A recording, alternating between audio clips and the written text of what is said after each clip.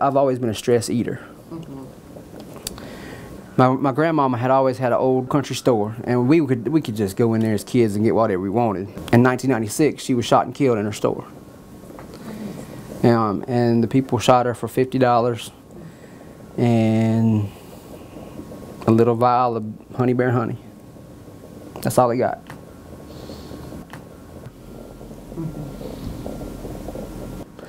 And for a while, I would come home, I would stash food underneath my bed, and I would eat. I was, I guess, 17, almost 18. Okay. I was in college. And then another thing was, I got in a wreck one night in September. I flipped a Explorer 7 times going home from church one night and broke just about every rib I had. I quit college for that semester, and I ate. I just ate for that. The whole time I was laid up in the bed trying to recover. I did. A lot of people will say it's genetics, and I do have a big family. I do, but it was just bad choices. I mean, I can't blame anybody but me. And a lot of people try to get away with it and blame it on other things. There's no need to talk to anybody but you, because you control what goes in your mouth. I was allowed to coach. I just wasn't allowed to be on the practice field.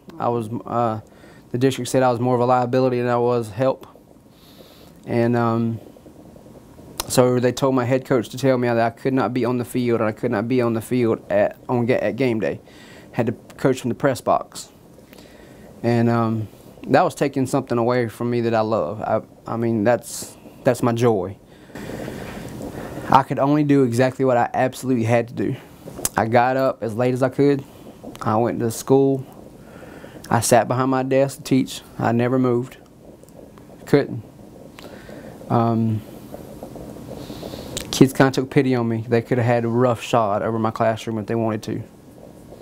I wasn't a very good teacher then. I know that. After school, I went to practice. I sat in my truck the whole entire practice, watched practice. I'd get a shower, I'd eat, I'd go to bed. By that time, I was absolutely exhausted. I could hardly make it up steps. I mean, you can imagine trying to lift 660 pounds up steps. It was awful. Instead of eating to live, I began to live to eat. I didn't want to be around anybody. Didn't want to be anybody really around me. If she would have left, it'd been fine. I'd probably sat right in the house and died. It wouldn't have mattered. I'd given up.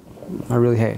When I went in to have the surgery, I was 632 pounds. I'd lost like 28 pounds on my own. Right. My weight now is 270 pounds. So I lost 390 pounds, about 25 months. He was actually fairly healthy for a person who weighed over 600 pounds in that he did not have diabetes or hypertension. But there's no question that as time was likely to go by at his weight, these problems would develop eventually. He saw that he really was in dire straits and needed radical help, so he came to us. We evaluated him for weight loss surgery and thought he would be an excellent candidate given the incredible level of motivation he had to do something to change his life. The problem that Clay had was that he is a state employee, and the South Carolina state health plan does not cover weight loss surgery. It dropped it several years ago, so that state employees are not covered under the insurance plan to have surgery.